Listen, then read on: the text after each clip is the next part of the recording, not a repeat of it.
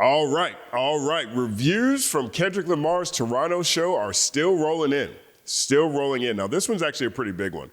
It's written by Justin Tinsley, and it's on Anscape. Now, Justin Tinsley is a longtime hip-hop journalist, a longtime journalist, generally speaking, period. He also works heavily in sports. And so you've probably seen him on, oh my gosh, what was that show called? They just canceled this ESPN show that's been on forever where they had different journalists come on and sort of debate, and the host gave them points for their arguments. I can't think of the name of the show, but he writes for ESPN. He also wrote a book on Biggie Smalls, and so I think that came out last year. But Justin Tinsley's been writing for a long time. And so he wrote a full review of Kendrick's Toronto shows, and it's a really great review. Now, the review itself is wrapped around the idea of whether Kendrick Lamar is the greatest rapper of all time. Spoiler alert, he's definitely in the consideration, right? After a while, I personally think when you get to a certain tier of artists, it really just comes down to preference, right? I might think Andre 3000 the greatest of all time. You might think Eminem's the greatest of all time. Someone might think Jay-Z's the greatest of all time. Someone might think Pac's the greatest of all time. Someone might think Kendrick's the greatest of all time. But accolade-wise, they all right around the same level, right? So a lot of times it comes down to preference. That's where the article ends. I'll put a link in the description to this because I'm not going to read the entire article. But the beginning of it has some news in it. It's more than just a review here. So the first few minutes of this article has literal news. And so let's take a look at what Justin Tinsley reports coming out of Toronto. He went to Toronto to check this out. And he was there in the Rogers Center. All right, so here's how it starts. On 2001's Ola Ovito, a standout cut from the Library of Congress, immortalized the blueprint. That's interesting that he called Ola Ovito a standout cut. When that album dropped, there was a lot of people who were really critical of that song. I loved it. I thought Ola Ovito was great. I love the way he rocks that beat. But I think this is one of those songs that has maybe aged better over time because people critical of the blueprint were critical of Ola Ovito.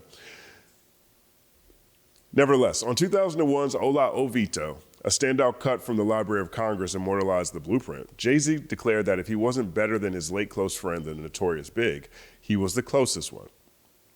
As the North American leg of Kendrick Lamar and SZA's massively successful Grand National Tour nears its end, it's time to say this about the Compton MC. Yeah, I mean, well, some of us said it in 2016. I don't know. 1 second applause. Placing Lamar's resume in context, and after witnessing the highly anticipated Toronto show in person, it's not audacious to say he is close to being the greatest.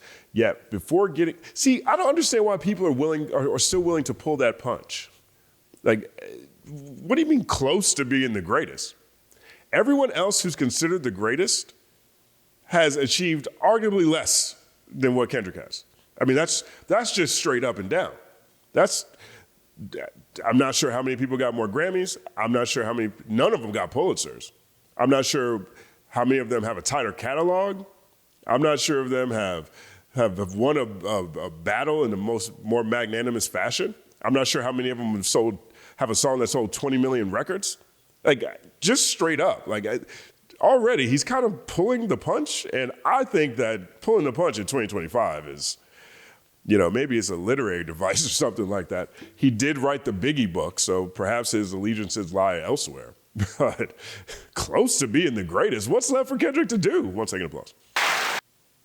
Placing Lamar's resume in context and after witnessing the highly anticipated Toronto show in person, it's not audacious to say he is close to being the greatest. Yet before getting into logistics of why that holds weight, one must understand the moment that stood in front of Lamar. His Super Bowl halftime show and Drake's lawsuit against Universal Music Group over the smash hit diss record Not Like Us are still in litigation. And yes, there's no denying what the last year has done for Kendrick Lamar's career. And to keep it a buck, Drake's too. No. Hours before Thursday's show at the Rogers Center, I sat at Gabby's, a quaint restaurant, a stone's throw away from the Toronto Blue Jays Stadium. Kendrick has always valued Toronto as a tour destination, but the conversation revolved around what Drake meant to Toronto. So he's eating at Gabby's. Okay. A stone's throw away from the Toronto Blue Jays Stadium. the Rogers Center, and he's having dinner, and he's talking to the waitresses about what Drake means to Toronto. Look at the answers he publishes here. F Drake. Yeah, he's had hit records, but you're a joke. I hope Kendrick embarrasses the F out of him tonight, said a bartender named Melissa I spoke to in Toronto. So Melissa was willing to go on record. Melissa at Gabby said, F Drake, he's a joke. He hopes Kendrick embarrasses the F out of him tonight. F Drake. F Drake. And she went on record. One second applause to Melissa. Her coworker, Travis, co-signed her statement. All that rep in Toronto is fake. I hope Kendrick does not like us 100 times and it keeps Drake up at night. Jesus. Second applause. Now, this is all relevant, right? Because again, one of the big conversations around this battle has been the impact of culture and connection to where you're from. And Kendrick leaned heavily into that. In the chart report, we talked about how Big X the Plug and Glorilla, the artists who are having success on the charts, all have very distinct sounds. And they all tend to lean into sounds from their region as opposed to everyone just being from the internet. And when it came time for that culture, when that cultural element came into the battle, Drake was lost because he spent most of his career switching accents or, riding waves from the South or from Atlanta or whatever, right? Not to take away from things that he has accomplished, but generally speaking, if you look at how Drake has spent most of his time, it was more time with people in Atlanta or Memphis or whatever sound he was adopting for himself, than it was putting on artists from Toronto or putting on other people who were doing a sound that was native to his homeland, right? He just didn't spend that much time with it. And now here we are, the day that Kendrick, I guess this is probably night two, the day that Kendrick is doing the Rogers Center, a stadium that Drake hasn't even performed at. And he's got a waitress and a bartender saying, F Drake, he's a joke. All that rep in Toronto is fake. I hope Kendrick does not like us 100 times and it keeps Drake up at night. Jesus. The reality of what Melissa and Travis said lies somewhere in the middle. What Drake has done for Toronto from an outside perspective can't be understated. For better and worse, according to Toronto residents, he is the foremost recognizable representative for the city on an international stage. 100%. I mean, I don't think you need the residents to say that. I think the rest of us can say that. Out of all the people from Toronto, The Weeknd, you've got Justin Bieber. Prayers for Justin Bieber right now. 1 second applause to Justin Bieber. I guess you got like Shania Twain or something like that. You got Tory Lanez. Tory Lanez is in jail, rightfully so. So, there's not a lot of people that I can say, maybe in the history of Toronto that I can think of, that maybe Celine Dion, is she from Toronto? I think maybe Drake and Celine Dion might be the biggest in the history of the history of the city, if not the country. So I don't even think that you have to say that according to Toronto residents. I think, no, according to us, right? According to the rest of the world, he's the one we know. Drake, despite everything, Drake remains the greatest hitmaker in rap history. Given the sheer volume of chart-topping numbers, there's no way to refute what he's delivered or helped deliver to others. He's clearly got enough pull to make Canadian politicians, like the former head of the New Democratic Party, Jagmeet Singh, publicly apologize on social media for attending last week's show. Now, that was a big deal. That was a big deal. So this guy, this local politician, Jagmeet Singh, right, I think he's a Sikh. And so he attended the Grand National Tour. And Certified Boogeyman, I think is so I think it's a Drake page. Certified Boogeyman was like, anybody who has pictures of him at the concert, post him here, we're gonna embarrass him. Right, so here's a local politician going to a Kendrick and Drake show. And Drake saw that, DM'd him and said, you're a goof. You're a goof. Now, there's been online conversations back and forth all week about what a goof means in Toronto. And some people are saying it means pedo. I don't think it means that. I don't think it means PDF. I don't think so. I don't think that's what Friday Ricky Dredd told me one time. Maybe I'm wrong. 1 second applause to Friday Ricky Dredd. But this is a big story. So now all the Drake fans and the OVO fans are out here jumping on the local politician, Jagmeet Singh, because he went to Kendrick and SZA. They asked him why he went. He said he went because of SZA. He went to see SZA. Even the local politicians couldn't be kept away from Rogers Center last week. And so Jagmeet Singh is under all kinds of pressure. He shouldn't have gone, right? If you've got someone who basically is responsible for $450 million a year in revenue to your city, Drake has that type of economic impact with however many tens of millions of followers he has on his social media. And you have to run for re-election to keep your job? You shouldn't have been there, right? You shouldn't have been there. But he apologized. Now, I think all of this is crazy, right? Because a lot of this stuff really ties into some of the issues I have with what Drake represents. Maybe not him personally, I don't know him personally, but what he represents. He represents someone who never talks about things that are bigger than him. He never talks about social issues. He's gone on record talking about he can only write about himself, right? I've done pieces on that on this channel. Check it out if you missed it, right? And so this Kendrick Lamar going to Toronto and selling out the Rogers Center 2 nights in a row, right? Last week we talked about how they had a protest. Fans got together and put together a protest. They wanted people to come out and get pizza and free hoodies to protest Kendrick selling out the Rogers Center, right? And I said then, these people out here protested a Kendrick Lamar show. There is war in Iran going on right now. People are broke all over the world right now. Debt is crazy out of hand right now. There are tariffs, people with layoffs, losing jobs. There's AI taking jobs. There was a whole trucking boycott that happened in in Canada over the past year. I saw that over on We Love Hip Hop Network. They've got real things that are going on, and this fan base took time out and organized and said, we're going to protest Kendrick coming to Toronto.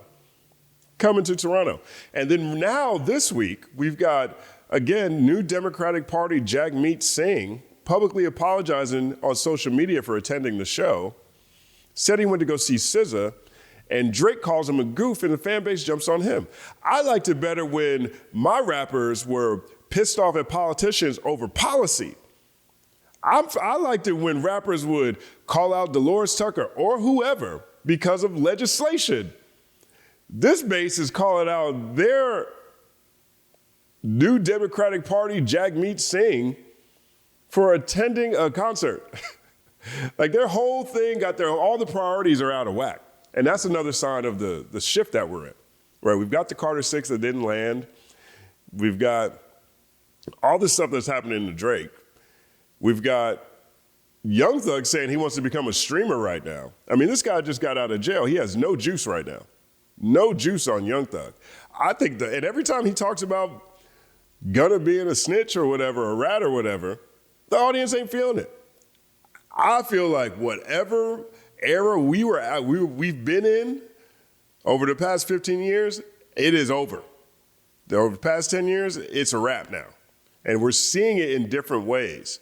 And now we've got a fan base that's willing to protest a Kendrick Lamar concert over something real in the world. And we've got a rapper calling a politician a goof because he attended a rap show rather than over policy. That right there, all this crystallizes my issues with what Drake represents because it's all about him. But shout out to Justin Tinsley for putting this in there. We haven't gotten to the news yet of this article. Here's the news of this article. This is the sort of anxiety and intensity that permeated in the air before, during, and certainly after the show. It's why both nights felt like such a line in the sand moment because in many ways they were.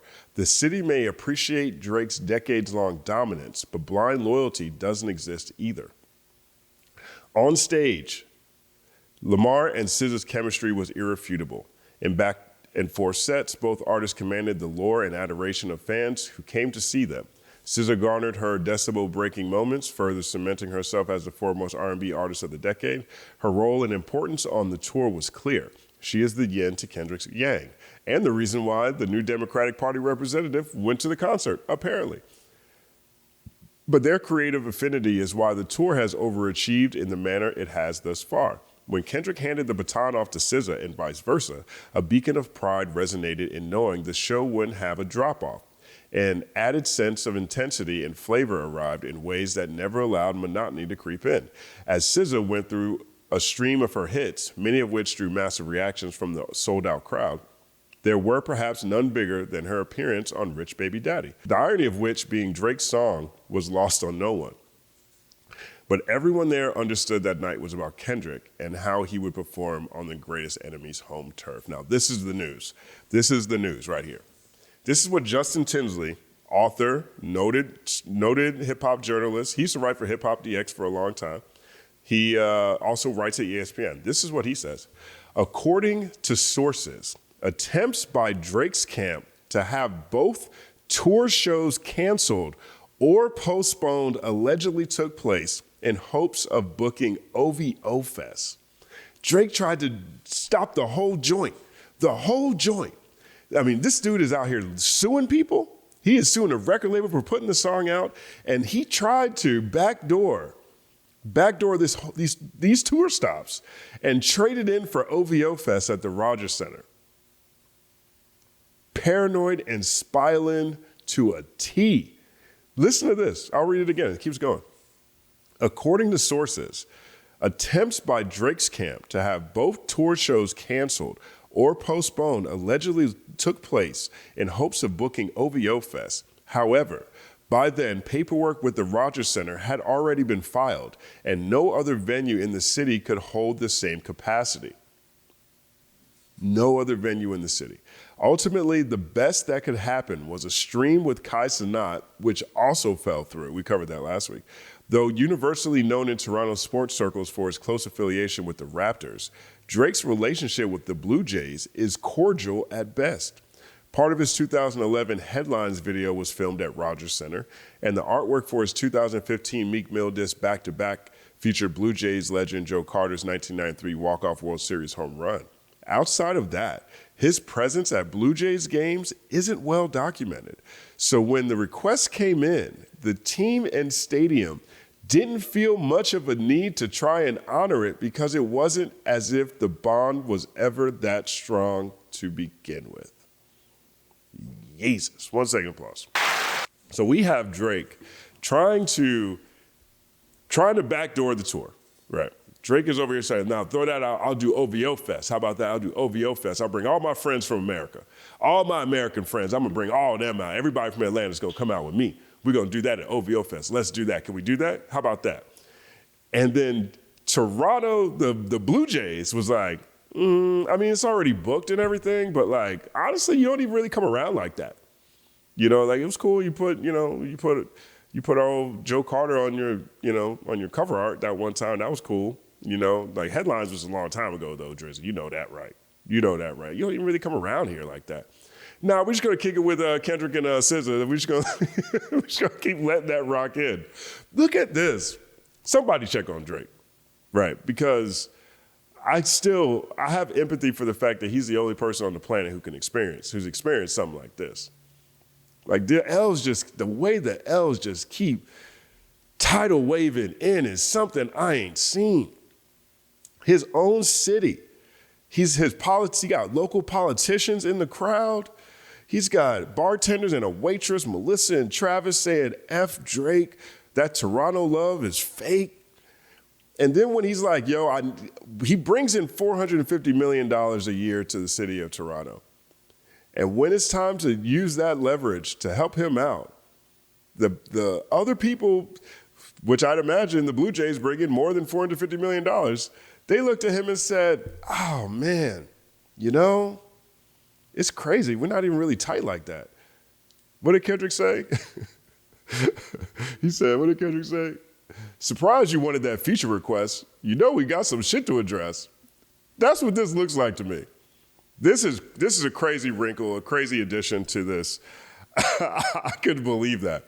Now, it's not, in my mind, obviously, we're literally talking about someone who's willing to sue his record label for putting out a song in a rap battle that he started.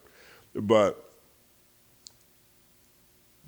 to see him try to cancel the tour dates, that's not really surprising to me as much. As much as the city being like, oh my gosh. Oh my gosh. I said this before, I'll say it again. I've been saying it the whole time. This Shakespearean shakedown is something incredible. And all of this could have been avoided if Drake was just a better person. Just a better person. Let me know what you guys think about all this. This article is fantastic. I'll put the full link into the description, so make sure you check it out. But I'm just completely shocked about all of this, and perhaps I shouldn't be. My name is Justin Hunt. Like, subscribe to the channel. Follow The Company Man on everything. Follow the Justin Hunt Podcast wherever you listen to podcasts. It's all happening.